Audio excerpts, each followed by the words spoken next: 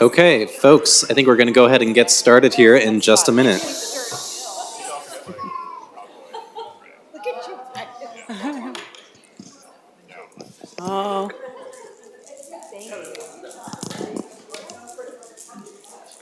I appreciate the accompaniment. Hi, how are Good you? afternoon, everyone. Welcome. Good to see you. I will officially call to order the annual Metro budget hearing. Good afternoon. Recording in progress. Oh, there we go. My name is Harmony Quiros. I am the chair of the Tax Supervising and Conservation Commission. We are so happy to see everybody in person.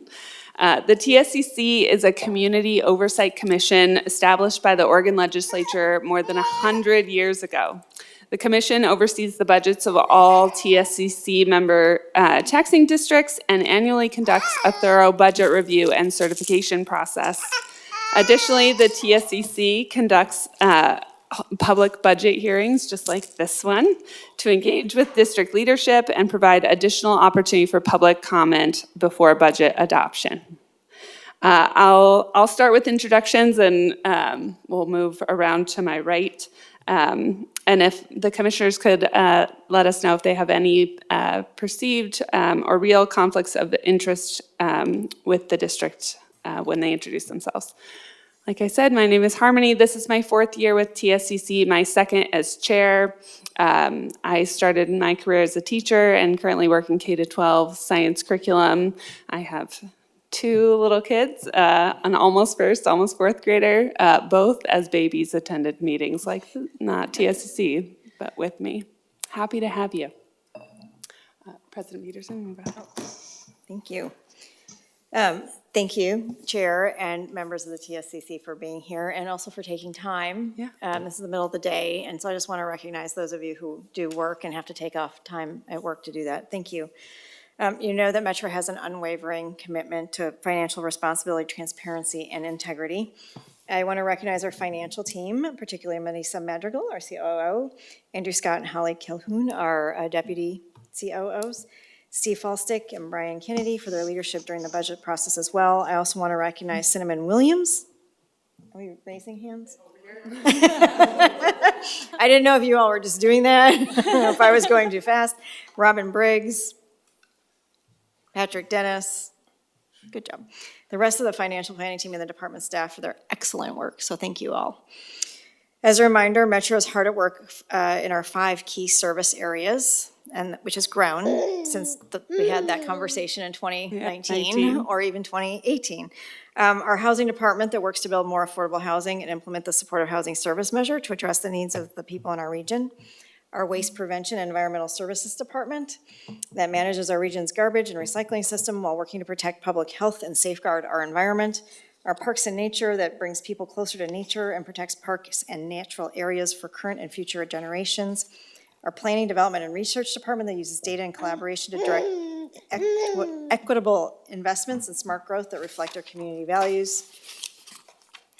And our visitor venues that hold space for the community to assemble and engage in everything from trade shows to cultural programs to educational opportunities and support wildlife and conservation efforts through the Oregon Zoo.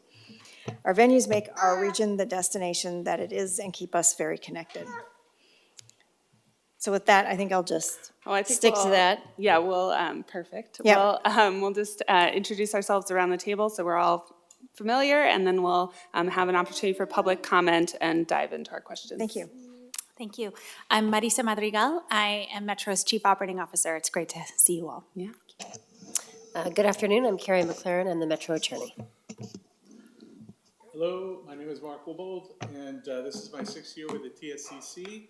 I like this arrangement. This is new and different for us.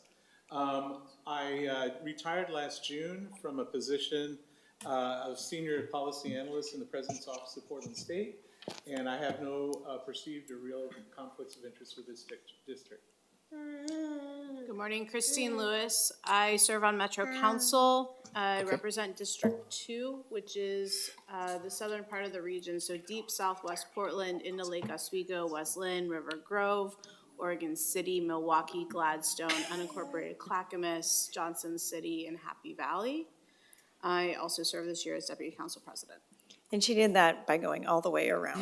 Yeah. It was a That's the only way I fish can hook. do it is by geography. Visual If you ask map. alpha order, I'm toast. And this is McCall, he's one of my younger constituents. Good afternoon, everyone. James Offsing, he, him. I'm the Vice Chair of the Tax Supervising and Conservation Commission. This is my 8th and final year. We're term limited, so the last time I'll be getting to speak with you in this capacity. Thank you over all of that time for the really leadership that Metro has shown. You're always one of our top districts to get to speak with. Not that we're in competition. When I'm not here, I work at OHSU as a project manager, and I don't have any business interest with business relationship with the district that could be perceived as a conflict of interest.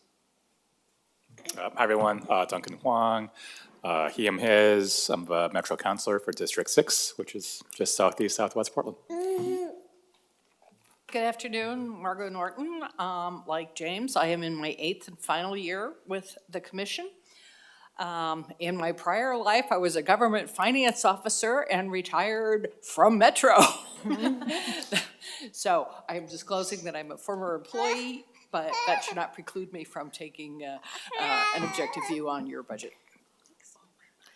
Garrett Rosenthal, Metro Council, District 3, which is southern Washington County, including the cities of, well, Wilsonville is not actually in Clackamas County, and a bit of Tualatin, but Tualatin, Sherwood, and Durham, which is a very small place, Tigard, King City, and about half of Beaverton. And I'm pleased to be here. Thank you. I'm Allegra Wilhite, and I'm Executive Director with TSCC. Jenny Betchart, Budget Analyst with TSCC. Thanks, everyone. I'll now call on any members of the public who would like to speak. Each person would be limited to 3 minutes, and we'll let you know when you're nearing the end of your time. I think there's a timer. I think there's one more counselor right Oh, online. behind, I can't see, so thank you, James. They're right there as well. Thank you. There we go. Good afternoon. Thank you. My name is Ashton Simpson. I use he, him pronouns.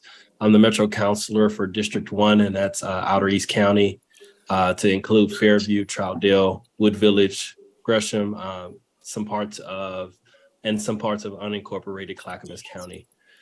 This is my first HSCC meeting or hearing, and so I'm really looking forward to being a part of this process. So thank you. Thank you. Okay, I'll try again. If there's anyone here, JC just. oh, look at me. Welcome. Hi, sorry, yeah, I need to Oh, make you're sure I fine. get my computer here, but Councilor Juan Carlos Gonzalez, and great to see everyone. Great to Welcome. see everyone. Nice to see you. Okay, third time's the charm. I'll now call on any members of the public who'd like to speak. You have 3 minutes of time, and we'll let you know when you're nearing the end of your time. Allegra, do we have anybody signed up for public comment? I didn't receive any advanced signups, but if there is someone online, if Metro staff could let us know, or anyone else. Yeah, looking on the Zoom, if anybody online would like to testify, they could hit the raise hand button. At the moment, I don't see anybody with their hand up. I also have not received any emails or requests to testify, and still no hands going up. Chair Kuros. Okay, great. We'll go ahead and start with our questions. I think Margot has the first one. Good afternoon. We have a series of questions that deal with your housing programs and the houseless supportive services in general. We met yesterday for our hearing with Multnomah County and had a very long discussion with them about their part in that. We'll be meeting with the city of Portland in about 10 days or so, and we will be having the same conversation with them. This is not an easy problem. It is a problem that has the state's interest, the region's interest, and primarily the public's interest. So we are asking for your candor. We know that some things are going right, but other things need some diligent work. So we hope that we have a robust discussion about that. I'm going to start with something that I think is going actually pretty right. And that is the affordable housing bond. We know from your materials that we actually have some construction. We have some projects that are under contract for construction. And we're happy to see that. What we're interested in is what progress that is making towards the identified need. And we're also interested in whether the local developers' interest remains high in participating in these types of projects. Yeah, I'll take that one, thanks. So based on the recent pipeline forecast for Metro, we expect to exceed our initial goal for the 2018 bond by 20%. I'll just let that sink in. That should be just a round of applause. But we're looking at creating about 4,700 new affordable homes with our 7 housing partners, our housing, what am I trying to say? Housing, whatever, partners. Huh? Yeah, authorities. Thank you. I have a new puppy. Did I mention that? I'm not getting a whole lot of sleep. I'm not good with words anyway, I'm an engineer. All funding is expected to be committed by 2024, with the final projects breaking ground in 26, 27. We never expected to solve the entirety of the problem with this measure, right? In 2016, the housing needs analysis showed that we were 45,000 housing units short, and we know that we're more than that now, many years later. But this is obviously a good step in the right direction. So according to data from the National Low-Income Housing Coalition, the Portland 7-county metropolitan statistical area has a shortage of about 90,000 homes now, at or below 50% of area median income. Approximately 2/3 of the population for the MSA is located within Metro's jurisdictional boundary. Investing in the construction of affordable housing buildings that are regulated for long-term affordability is a critical part of the solution, but it must be a spectrum, it must be a part of a spectrum of tools to address the continuum of housing needs in our community.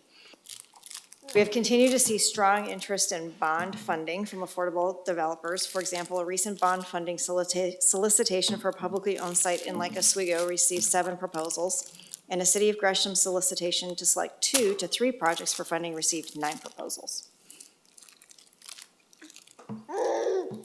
Thanks. Can you talk a little bit about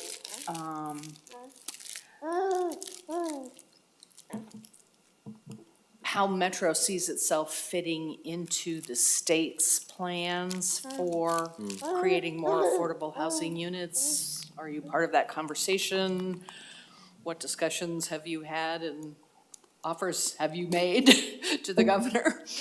Well, Metro intends to be a full partner in supporting the governor's goals of scaling up. Obviously, we're a willing partner.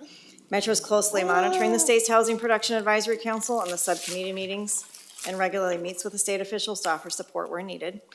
The Affordable Housing Bond is a critical tool to support the governor's goals, and Metro is fully committed to continuing to work in partnership with the state to address our region's affordable housing shortage.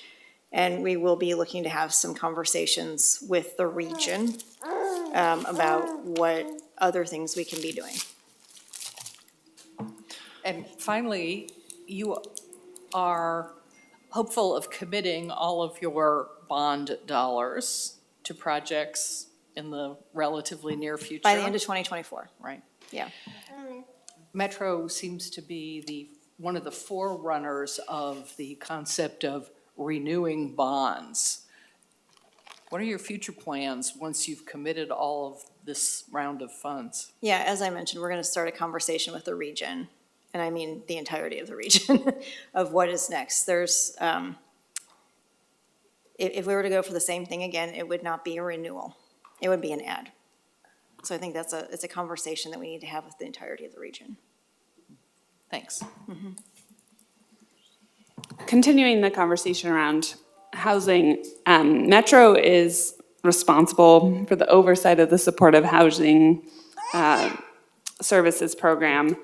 And we've seen in the news, when recipients of those dollars are not on track with their spending goals, as with Multnomah County, that Metro's starting to take steps to ensure accountability. Can you kind of walk us through what those steps are and what your goals or process are going to be to ensure that accountability kind of short and long term?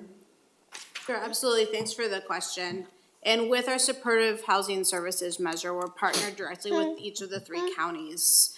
And so they are the folks who are experts at providing services, and we're leaning into our oversight and our data roles. Over the course of the last 2 years, we've been focused on implementation, first by building out a housing team. That team is lean but skilled and now officially a department. And those staff have developed a reporting template designed to monitor county spending and programmatic outputs. Through these new reporting templates, our staff were able to identify deviations from Multnomah County's SHS spend down plan for the fiscal year 23. And following discussions with Multnomah County, Metro staff opted to activate the oversight authority spelled out in the intergovernmental agreement. That's called a corrective action plan, or CAP.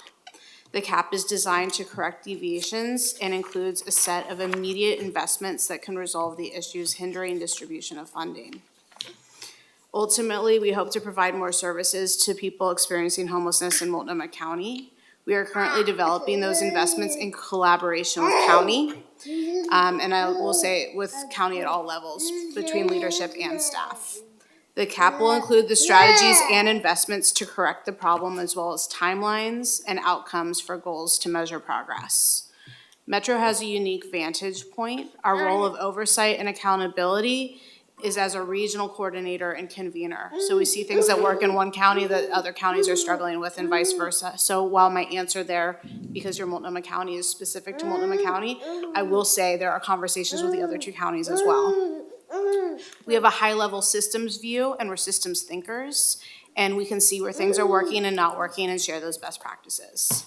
As a region, we are looking at systemic level of challenges and opportunities, and we bring that view and strength into problem solving with our county partners.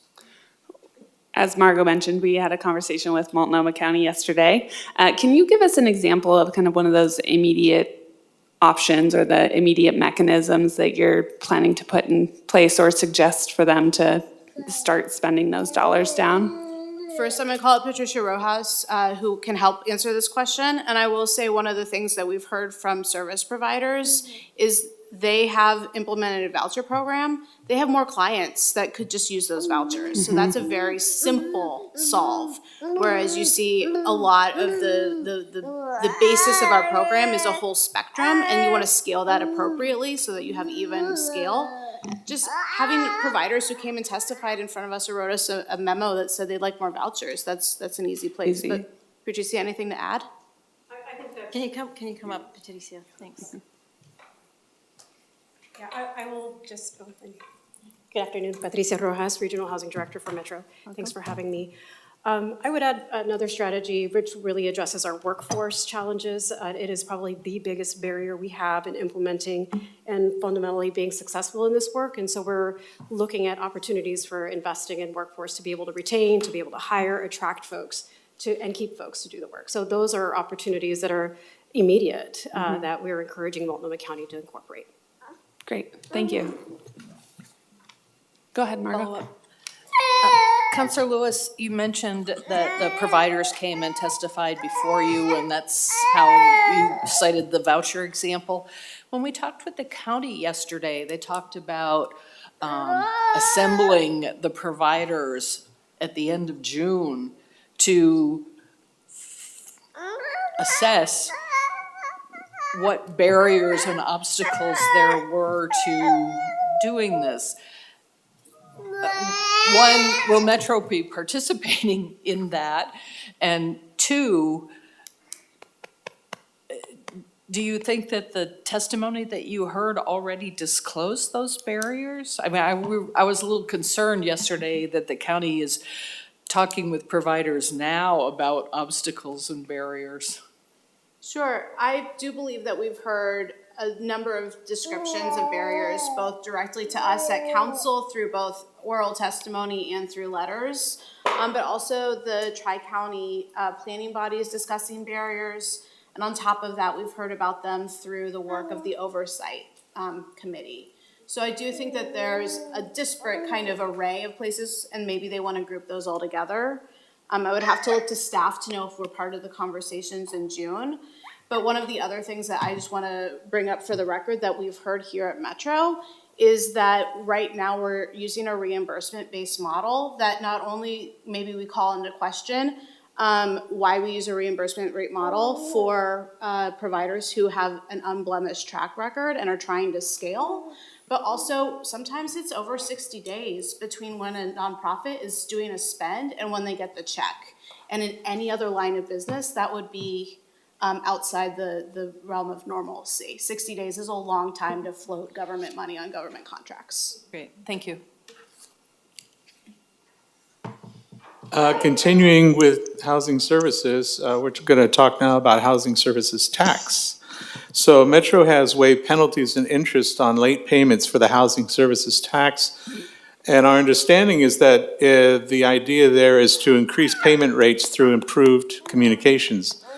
Estimates have shown that 2/3 paid the tax timely, while 1/3 were late with tax payments last year.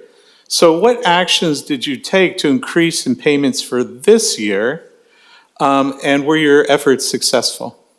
Sure, absolutely. Thanks for that question. And I, along with many of my colleagues, heard loud and clear from folks that we weren't assertive enough with our communication. And we've corrected that. I would almost say we've overcorrected that by sending a postcard out to over 800,000 people across the 3 counties, as well as some identified residential addresses in Clark County.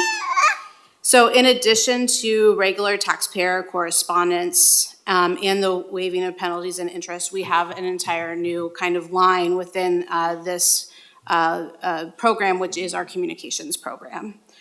We continue to partner with the City of Portland and Multnomah County on communications as with the various tax preparation groups and businesses.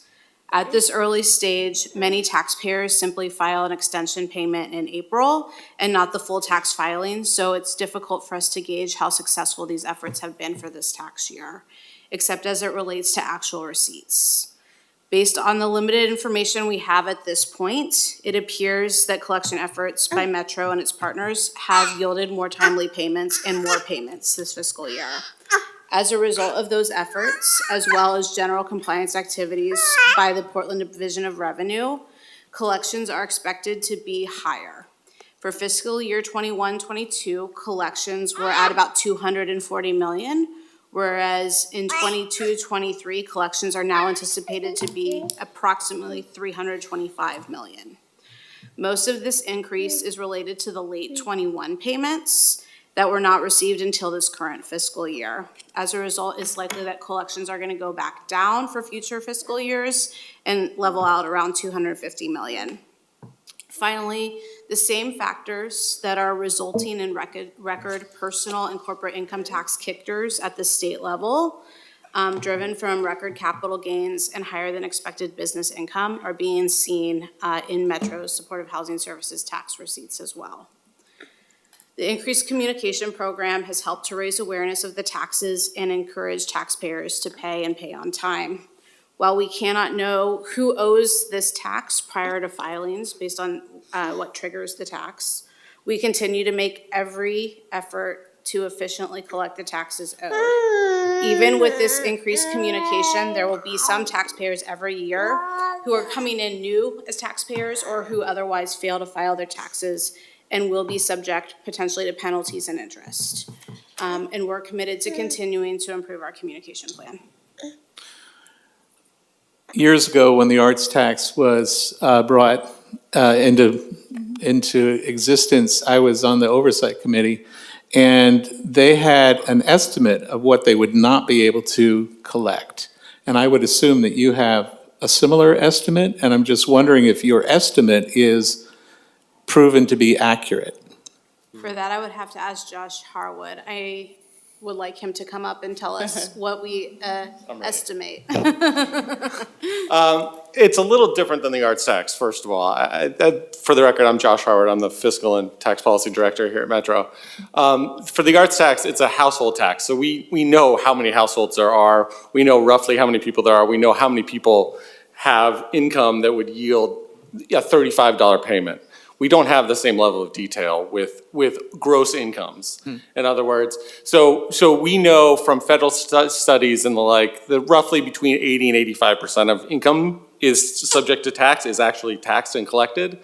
But those are studies that are done academically. It's sort of trying to solve for an unknown, right? We don't really know what it is. What we do know, based on the 2021 tax year, what we can say is that roughly 80% of the money came in the first fiscal year, and but only about 2/3 of the tax filers. So the larger tax filers did pay on time, generally speaking. And then what we're getting in those, in the people that are filing later tend to be the people that are at the lower end of our higher income tax brackets, if that makes sense. So it's not as clean as the arts tax. Thank you. Can I add to that as well? I mean, I think that there's something about this where it's two different taxes and we look at it as one tax because it's one program, but the individual household experience is different than the business side. And I just want to put on the record and kind of voice publicly my continued concern about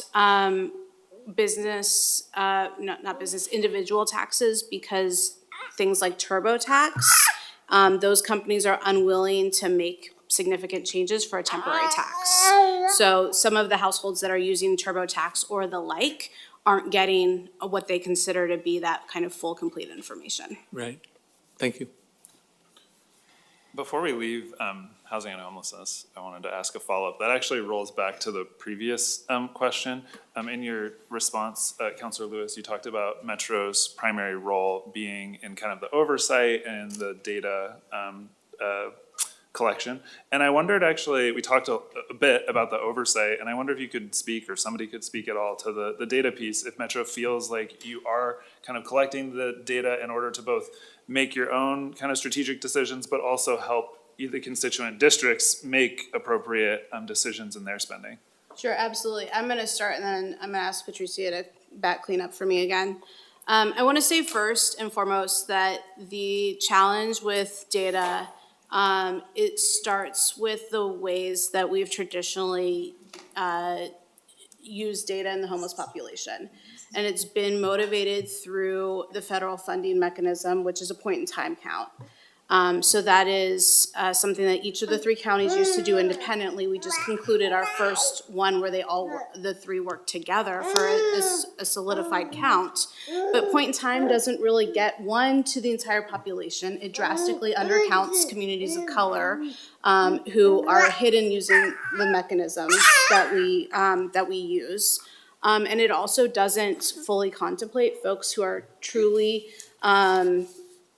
unstable and in need of services, yet may on the night of the count be unsafely tripled up or some otherwise not meeting the definitions that the federal government requires.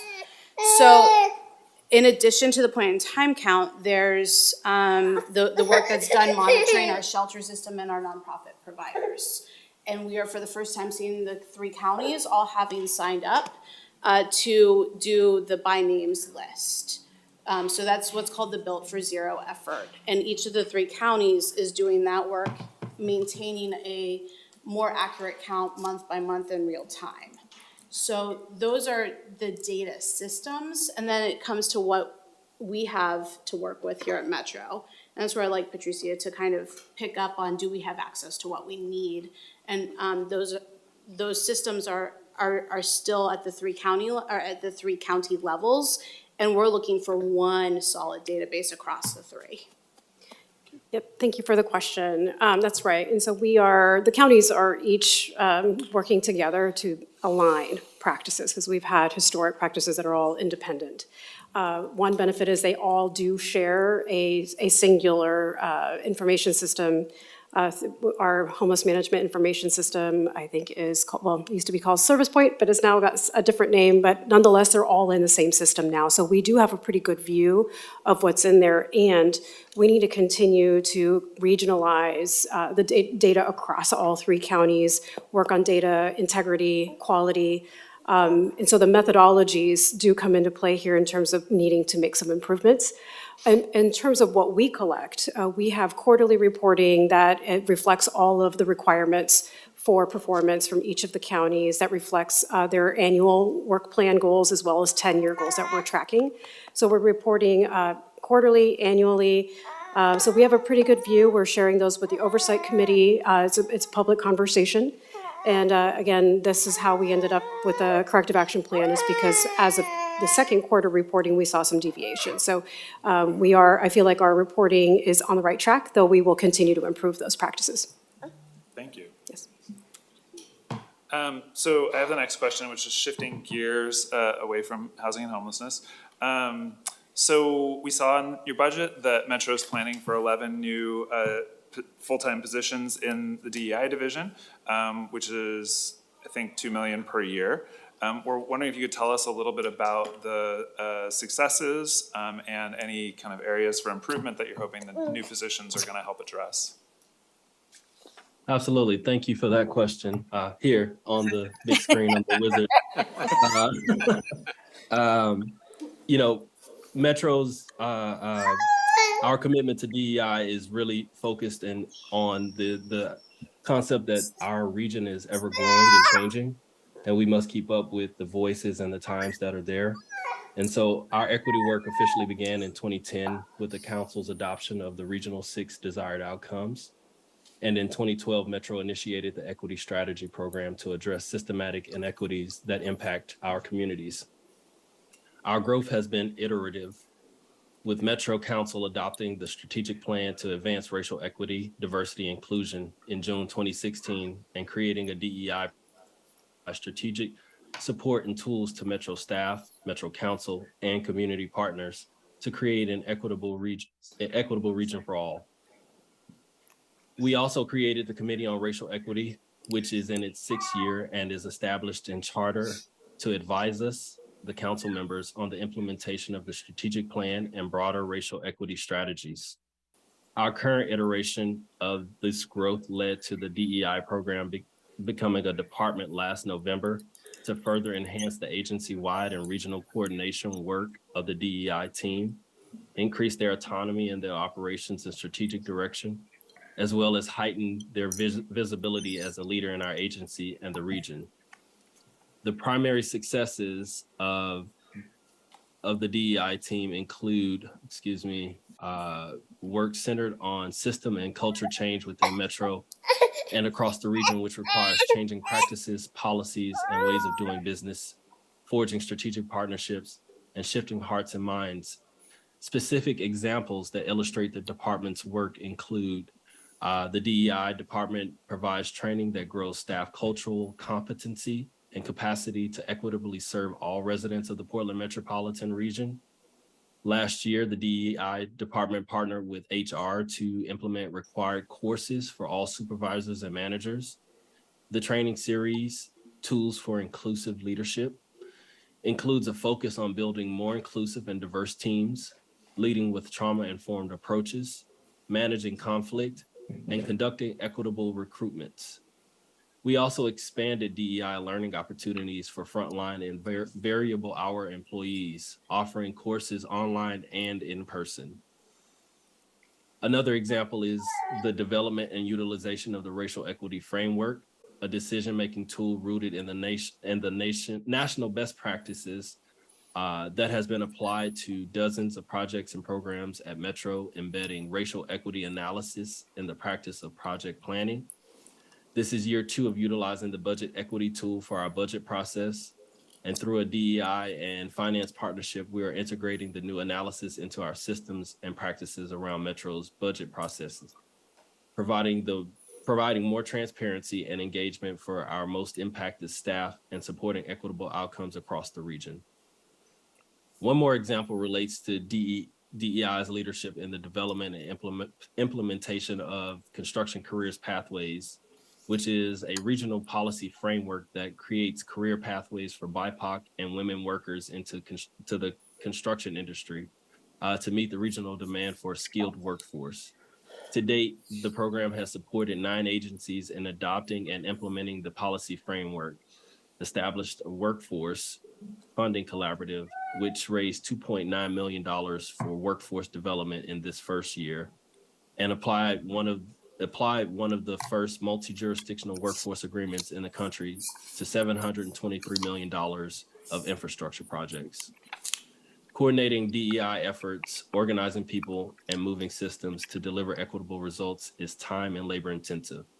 Balancing this with the emergent and evolving urgencies is a challenge that the DEI department regularly faces and grapples with. Through all the successes and challenges that our DEI team have faced and will face, they have committed to sharing those learnings and collaborating with all our partners to achieve equitable outcomes across our region. Hopefully that answers your question. Thanks. I do think that provided a lot of helpful information. One part that you said, and maybe you could just clarify, I'm not sure if I misheard, but the part about using the equity lens with respect to the budget, and I feel like there was a piece that you talked about having Metro's most historically marginalized, or staff from most historically marginalized backgrounds kind of be centered or elevated within that budget development process, or did I misunderstand that? If that was what I heard, I'm wondering if you or somebody could speak kind of a little bit more about what that looked like in practice. Absolutely. I'm going to call on Director Sabrina Owens-Wilson to come and I guess clean up back behind me on this sure. one. Thank you so much. Really appreciated your response, Counselor. Good afternoon. I'm Sabrina Owens-Wilson, she, her pronouns, and I'm the DEI Director for Metro. As a part of the budget equity tool, one of the steps that it requires as a part of that for the departments is to develop a budget advisory committee within the departments that creates a space for staff, and particularly historically marginalized or BIPOC staff, to engage in the budget process. Through that, those committees, they are able to both gain the capacity and understanding of how the budget process works, as well as dedicated space to kind of inform what goes into the budget process. One of the things that we did as a part of the, as departments submitted their budgets was report out from what came out of those staff committees and how it influenced the outcomes, or what actually went into the budget proposals. Wow, that's really cool. How many departments kind of were at the level that they had? How many of these kind of staff committees did you end up having? I can get back to you on the exact number of committees. Fine. I will say that departments are, we're all on a journey, and some departments are in, the second or third year of having a budget committee. Other departments are just beginning that work. But across the board, what we saw with the budget equity tool this year is complete use by all of our departments and completing all the steps of that tool. My career has been all in the public sector, and so it's just interesting. Metro continues to innovate and lead, and I think this is one way that the budget becomes something that the entire, organization, or broader swath of the organization at least, is involved in developing, which at least the public employers that I've worked at has rarely been the case. It's usually been strictly a management kind of decision. So really interesting. We'll look forward to hearing in future years how it continues to work out. Thank you. Yeah. Go ahead, Margot. If I could ask a follow-up, probably of the council, since you have approved the budget, we're always fond of asking, all right, so you have these committees or community focus groups or whatever. And I understand, what I heard you say was that you had very active committees working and reporting out. In making your decisions to this point in the budget, can you give us an example of where those reports influenced decisions that you made in the budget? I would look to Marisa since she proposed the budget based on that. That's a really good question. Trying to think of a specific example. I think, rather than like a programmatic influence that they had, I think what the committees bring to the table for me and the other folks who are working on the proposed budget for council is both what Sabrina said about building that internal capacity. The budget is a complex document, but it's like the best, if you can get in there and read and understand what we're doing, you understand the organization and you understand how government works. And when I first came to government, that's, the first thing I did was read every page of Multnomah County's budget, make little notes to myself and figure out like how it all worked, because I had never done anything like that. So I think, that's one benefit, but I think it also, I think we often think that, leaders or top level managers have like all the answers. But we have leaders at every level and who are subject matter experts. And so they can really, I feel like those committees really help vet proposals to ensure that they're actually workable. Because we can have a big idea, it's like, this sounds great, let's do this. But the person that's on the front line is like, yeah, that's not gonna work because, I don't actually sit in that spot or, whatever it is. So I think it strengthens the product and also ensures that the focus stays on the public, the people that we serve, because our employees are the public, they are the community. And we sometimes, separate those things in our mind, but, by having a more inclusive process, I think we're developing and proposing better, more effective programs. And I'll think about the question of a specific example, because I think that there are several, but generally, I think the committees help with the overall shape and tone and direction. Thank you. I think it's important when people invest time in committees and make reports that they, sit back and say, well, so did I see that this made a difference? And I think that's really important. Absolutely. So thank you. Thank you. Switching gears again, you all do a lot of work. Metro's seeing competing pressures from state legislature changes, city priorities, affordable housing, climate change, protection of farmland, attempts to encourage high tech and other business development, pressures from all different areas. How are those factors impacting Metro's approach to the urban growth boundary? And what should the community expect to see during the next UGB review? Awesome. Well, I'll take a hit at it. Well, first and foremost, buenas tardes, TSCC members. Nice to see you again, and wasn't able to connect with you all and, with our little pre-funk due to some things. But before I kind of answer the question that was made, I do want to acknowledge that we have a new planning director at Metro, Catherine Charlo. Just raise your hand. Anyway, her team will be leading this work, and we have a very wonderful team at Metro, and it wouldn't be a public hearing on Metro if we didn't talk about the UGB. So first and foremost, our next cycle decision is we need to make that by the end of 2024. And as you know, there are, I think, in the history of the UGB, there have always been competing interests, and I think that's the natural tension of that. I want to give you kind of my perspective of what that answer is as one of the counselors that has been on this body for a few years now, is really our principles boil down to making the most of what we have. And I think that throughout all of the programs that, I can list, the housing bond, our 2040 growth grants, our regional transportation plan, a lot of the work that we do internally and externally around climate is around realizing this regional vision. And so I think we will go through this cycle and work with the jurisdictions that are ready to make that process with Metro. But I think in like a broader perspective, what we're doing is really, we want to refresh the 2040 vision and really reactivate that plan and how we work with all of our communities on, we've made it halfway through the time that this plan was adopted and where we want to go. And also really open up the table for some conversations about what tools does Metro need to add to its tool belt.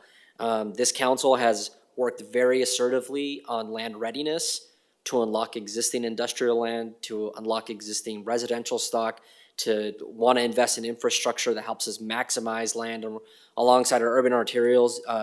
You mentioned it, but we know that with so many different pressures that are on Metro to accommodate this growth, obviously with the Oregon CHIPS Act, I mean, there's a lot of things out there.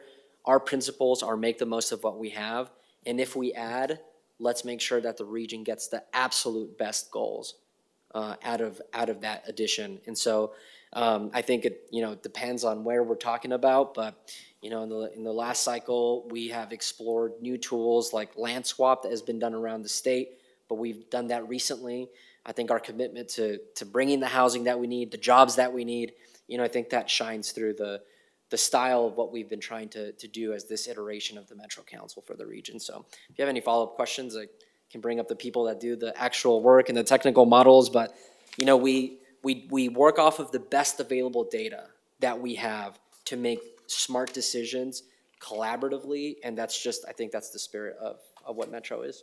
Yeah, I think in the spirit of that, all these competing pressures, and I think being values-driven is key, but can you talk about some engagement mechanisms that you're using, not only with the general public, but with these partners, and how, kind of what those mechanisms are that are helping drive kind of the next phase? Yeah, well, I mean, or tag no, out, for sure. feel free. I do want to tag. I think it boils down to.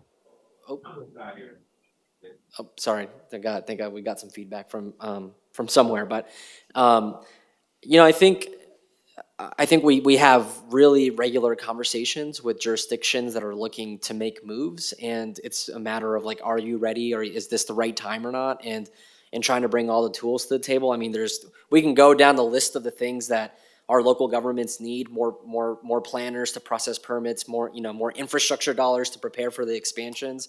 But yeah, I think we have really regular, healthy dialogues. And Andy, do you want to come up, or Catherine? Actually, I think I got it. Oh yeah, President Peterson, let's do it. I think Councilor Gonzalez just did a great job starting to frame up what we've been doing and what we're going to do. There's been a lot of outreach to the cities, individually to both the staff and to the elected officials, the mayors, asking basically everyone that's at the edge of the urban growth boundary that has the capacity, do you have the capacity to look at a proposal for an urban growth boundary expansion? We have one city right now who has already worked on a proposal and has said that they are coming forward, that's Sherwood. But the vast majority of what we are hearing from the cities is what Councilor Gonzalez said, is that we the cities, don't have inspectors, we don't have permitters, we don't have planners. We have giant SDCs because we don't have the ability to pay for the expansion of services. And if we do expand, we don't have the money for police and fire.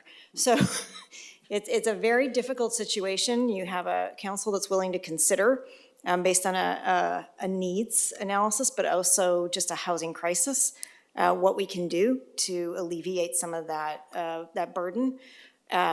But the cities don't have the land readiness capabilities, so that's the first thing. So we're working with the cities and continuing to work with them to see how we can help address both those things. The second part is, for the first time, we're gonna have a steering committee made up of stakeholders, thought leaders from around the region to be part of the process in the methodology of looking, I won't say it's a black box, but some of them might be considered not as transparent, but to basically allow for the conversation. What have we assumed? Is it conservative? Is it not conservative? How are different people seeing that forecast? And kind of hashing it out so that when it comes to Metro Council, that conversation has happened in a more open public setting than just coming to the council and getting folks saying, oh, we don't like that K factor, that X factor, whatever it is, right, that you made an assumption on. We don't like that. And then having the council go, what is, What is yeah. that? Yeah, So we're opening that up this time. great, that's great. We'll plan to follow up.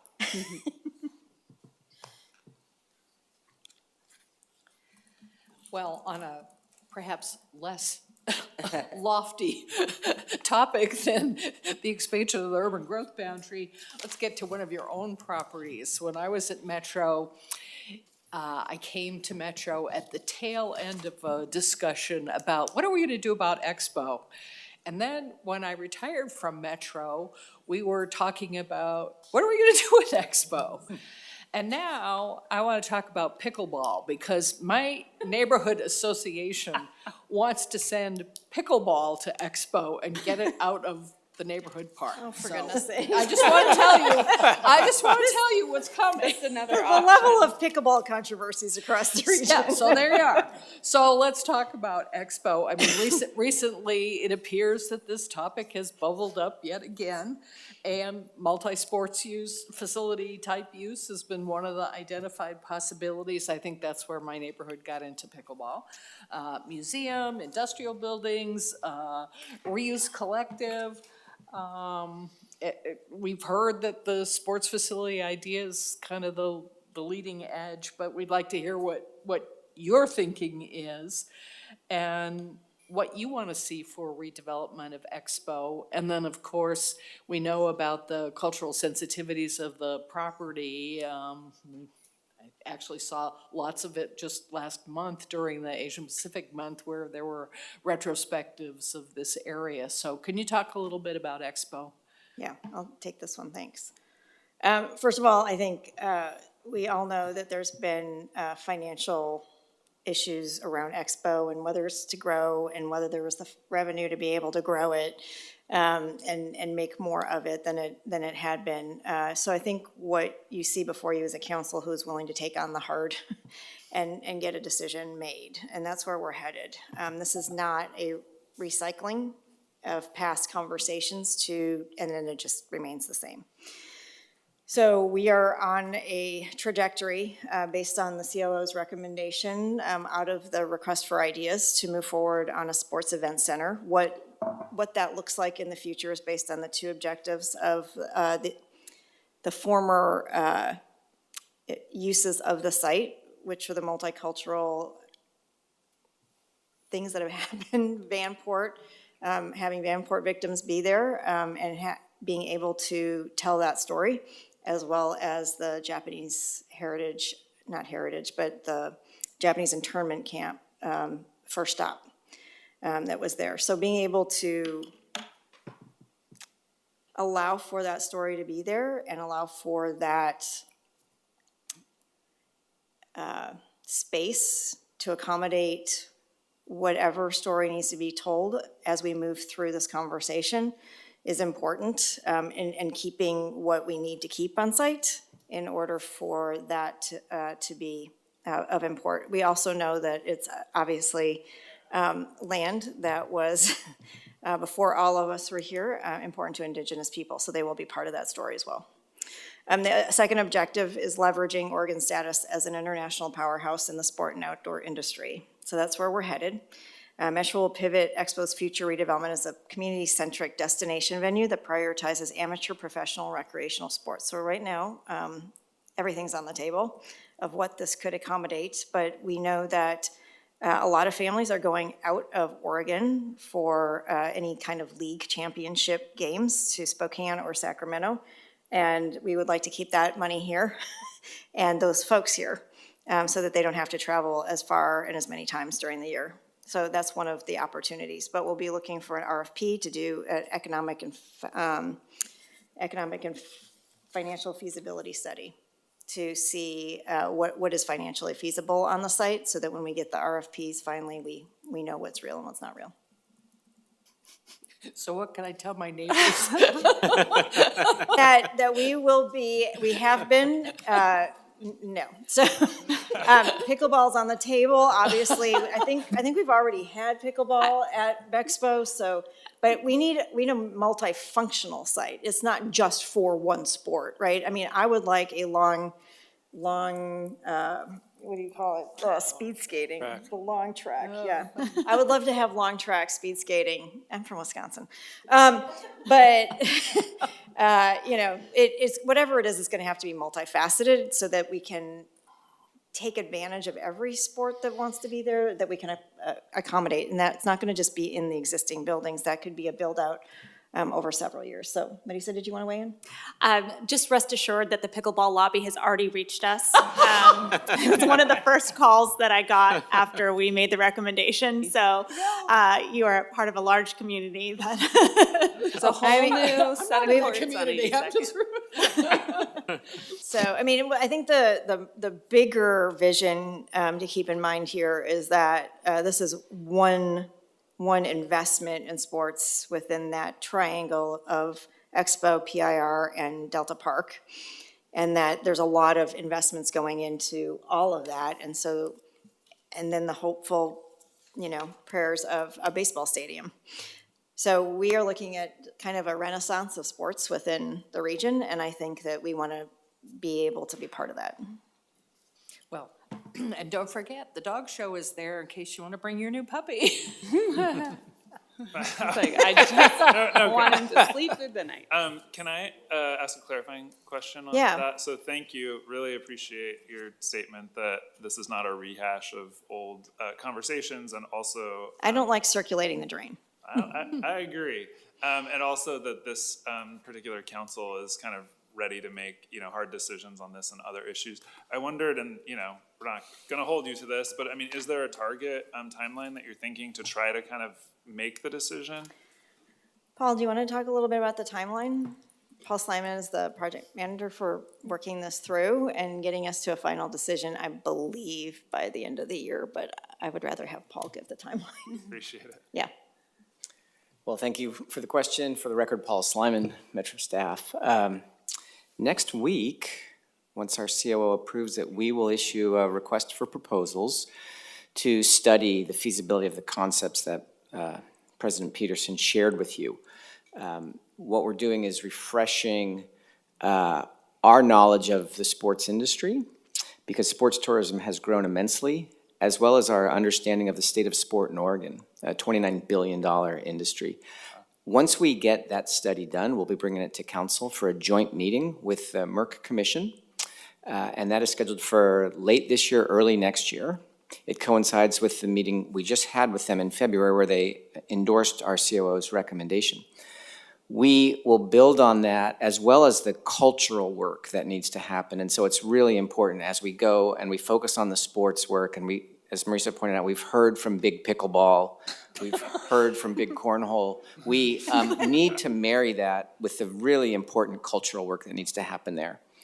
And so following that joint meeting of the Metro Council and Merck Commission, probably very early in 2024, we will move on a direction that brings those two issues together, and we have an end date for this phase of the project of fall of 2024. And this phase includes kind of making a decision about what direction. Exactly. This phase doesn't build anything. Sure. This phase is pre-development, where we're proving up this concept, particularly with issues like midweek, anchor tenants, and opportunities. And every week we are meeting with partners, both on the cultural work as well as the sports work. So with the goal of building a coalition to really create a sports renaissance like President Peterson and our COO Madrigal have said. Great, thank you. Thank you, Paul. Nice job. We're going to switch focus now from the Expo Center to the Regional Illegal Dumping Program. So in last year's budget, Metro received a one-time $10 million grant from the state to help with the Regional Illegal Dumping, the RID program. The budget includes $2.5 million carry forward from the original grant to complete planned work. And what we'd like to know is, was the program successful? And what is the current state of illegal dumping in our community? I'll take that one, and thanks for the question. The answer is a slightly more complicated. First of all, the 10 million grant was a special focus as part of our RID Patrol, which is an ongoing program which suffered greatly during the pandemic and was being rebuilt at that time, and it added a lot of money and a lot of focus to that. I also want to mention that we also have a small grants program called Regional Refresh, which is available to the cities for dealing with, and so far we've given like $290,000 to 65 groups to do regional, local cleanups, whether it's a small group or a city or whatever. But the answer to your question is, was it a success? It has been a success, and I'll go some of the details, but of course it's not complete. People still generate waste, and then in terms of the the current status, I haven't been out there myself, but I want to say that we've partnered with local governments, community organizations, and businesses to clean up garbage, litter, and graffiti across the region. And we use the $10 million to specifically focus and to sort of come out of the pandemic with a lot of extra efforts.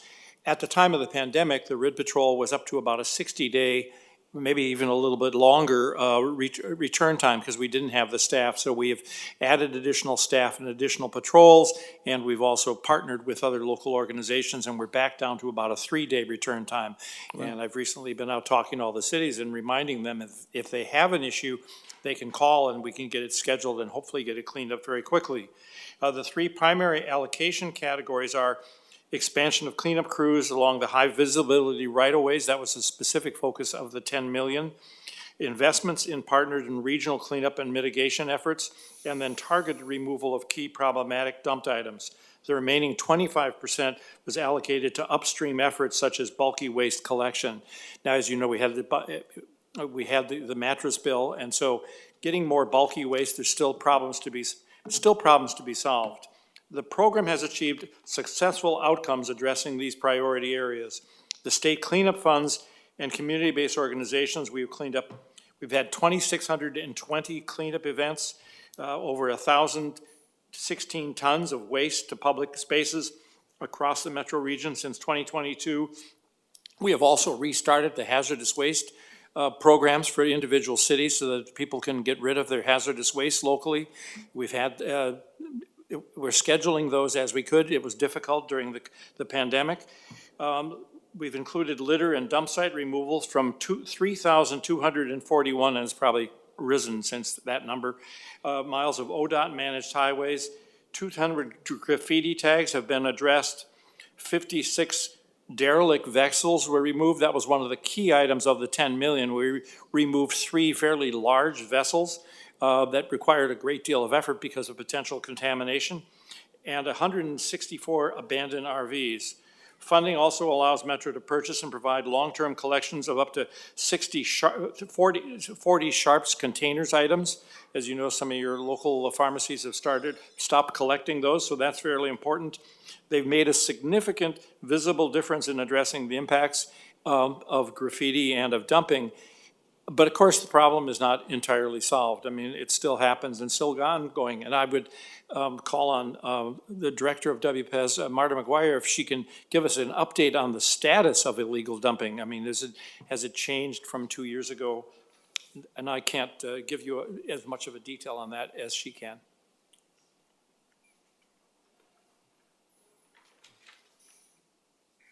I was trying really hard not to trip over that. Good afternoon. Thank you. My name is Marta McGuire. I use she, her pronouns, and I'm the Director of Metro's Waste Prevention and Environmental Services, and I'm happy to follow up on Councilor Rosenthal's response. So as he mentioned, we have successfully implemented the $10 million provided by the state in the areas that he described, and we have made significant progress in implementing those funds. With regards to the status of our RID program today, we are back to pre-pandemic response level times of 3 days, so it's significant progress in that space. I also wanted to touch on the second half of the question with regards to the $2.5 million carry forward of that funding. Due to the abbreviated project timeline, not all the funding was distributed in this fiscal year, and so that remaining $2.5 million will be carried forward into next fiscal year to continue cleanup efforts in the areas mentioned above. So in my neighborhood, I have noticed that the cleanups are being effective, and that's very encouraging. How are you communicating this progress, something to be very proud of, to the community? Can you talk about that? Yes, absolutely. That's a great question, and we've been doing that in a number of different ways. One way is what included what Councilor Rosenthal mentioned, including the updates that councilors give within their individual districts. We also, on our Metro's website, have a dashboard that lists both our current reports of dump sites and our progress in cleaning those up. It's a great dashboard, and we can share out that link if you want to monitor progress in your area, and it reports on tons collected by month, by year, and looking across actually multiple years. In addition to that, we also have stories around the community collection events. So the Regional Refresh Fund that Councilor Rosenthal mentioned is distributing funds to local communities to support neighborhood events, and those can include a range of things from collection of household furniture to other really challenging items to dispose or just litter pickup in the communities. And so we have also a dashboard that shares out those projects so other communities can learn from them, perhaps replicate them in their communities. In addition to that, we've worked with media to help share out some of the larger stories that you might have seen in the news, the removal of the larger boats in the Columbia River. So we're working to keep that communication out there and also just highlight the efforts in the ways that cities and counties and neighborhood organizations have showed up together to help clean up the region. Okay, thank you. Mm-hmm. So I also have a question about waste, but kind of switching into solid waste and specifically we see the challenges of expenses and revenue around solid waste management. So the region's seeing less waste generation, and with that combined with the solid waste tip fees capped at 8%, sees expenses exceeding revenues. We understand as a region, as a society, that of course producing less waste would be the target. But then if revenues are correlated or connected to tonnage of waste produced, that's going to create long-term problems, and we're wondering about what steps Metro is either taking to bring expenses down in line with revenue, or to otherwise decouple the solid waste revenue from the amount that's being handled. Yeah, great question, thanks, and I'm happy to take that one. So the Waste Prevention and Environmental Services Department has done an excellent job of balancing kind of different competing interests in terms of efficiency, but also meeting our revenue goals. So first, the department has continued to evaluate the alignment of resources and individual programs and regional priorities to reduce costs and reallocate resources where possible. So one good example of that is this past year, Metro Paint, or this coming year, Metro Paint will be developing a new business plan to update its business model and to develop a strategy to increase cost recovery while meeting its recycling, workforce, and community service goals. Staff has also been working with council and our regional partners to set priorities for next year's budget and consider areas of further cost savings. Second, in terms of longer term efforts, we're looking at how do we incorporate the state's Recycling Modernization Act and our shifting responsibilities for funding and resources available for the garbage and recycling system. So specifically under this act, producer responsibility organizations are required to provide funding or reimbursement to local governments or their service providers for aspects of the local recycling system. So we'll be looking at opportunities for cost recovery for our operations and programs. And lastly, this year, Metro Council adopted a higher increase for mixed solid waste that moves the fee closer to full cost of service to help mitigate cost increases in future years and to address declining revenue and inflationary factors. So I guess The short answer is we've increased the fees to a closer cost of service. We're looking at how to streamline and make our work more efficient, and then we'll be thinking about longer term. How do we pay for the system that we want that isn't so completely tied to the waste that we're hoping to reduce. Thank you. Okay, I have the last question. The latest regional transportation plan update is underway with a deadline of December of this year. As part of that process, Metro recently completed a community survey. Can you tell us a little bit about what the key takeaways were from those survey results and how you anticipate those will be reflected in the current plan or in the upcoming plan? I would love to. Sure. I would love to tell you about it. So the RTP, the Regional Transportation Plan, I'm going to try really hard to not use acronyms. It's okay. If feel free to pinch me, if I don't. But I think that this series of the RTP, and I think it's a good example of what you mentioned, is we've adopted our budgets and kind of weaved in these strong commitments to equity, is a commitment to community outreach and education to help demystify the nature of the process and to really get to the heart of what the community wants and expects from their transportation system. So, we've been working on this kind of renewal. We need to complete one every 5 years, and basically the Regional Transportation Plan, the RTP, is our spending plan and a collection of projects, a collection of policies for the next 20 years for our transportation priorities in the region. And so as we've done a lot of this engagement with community, with government partners, with businesses, there are a lot of things that have come back, things that I believe are being reflected in the process where we are now. We're currently in the phase where we're kind of nearing the completion of the recommendation to the council.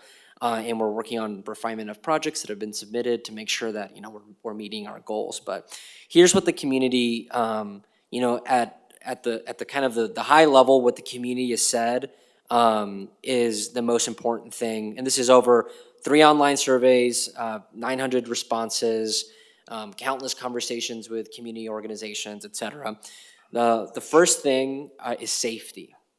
And maybe that's not a huge surprise to us that people want to feel safe when they're driving, when they're crossing the street, if they're biking, if they're going to the park, if they're going to work, in the general sense that, we need to do more as local governments to help support safety. Another thing that came up that was very important was accessibility, affordability, reliability of transit. Making sure that our transportation system is in line with protecting our environment, so making climate sound investments.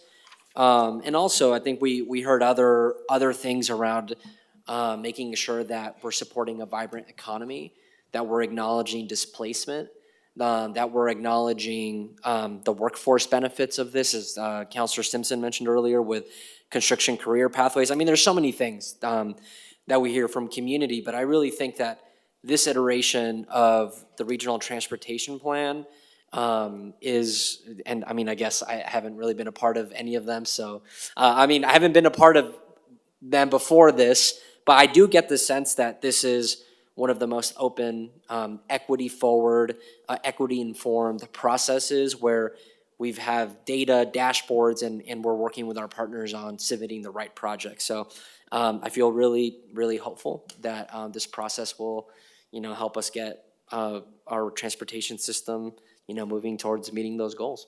If anyone else wants to add anything, I know we all love the RTP. Go RTP. I think we'll be sure to follow up next year after its completion at the end of the year. Okay, that is the end of our questions.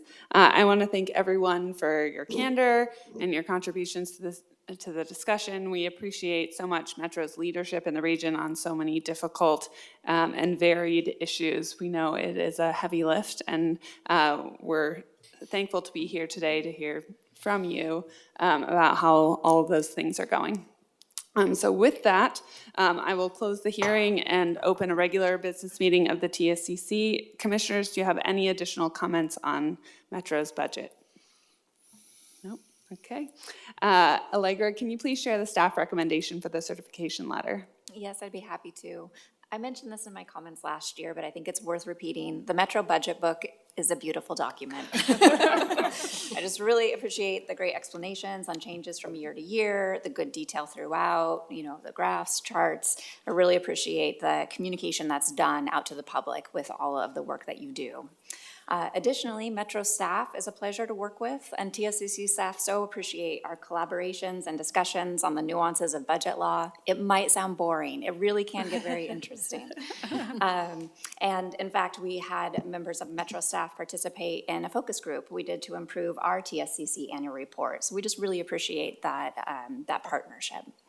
For the fiscal year 23-24 approved budget, TSCC staff found the budget estimates to be reasonable for the purposes stated and the budget to be in substantial compliance with budget law.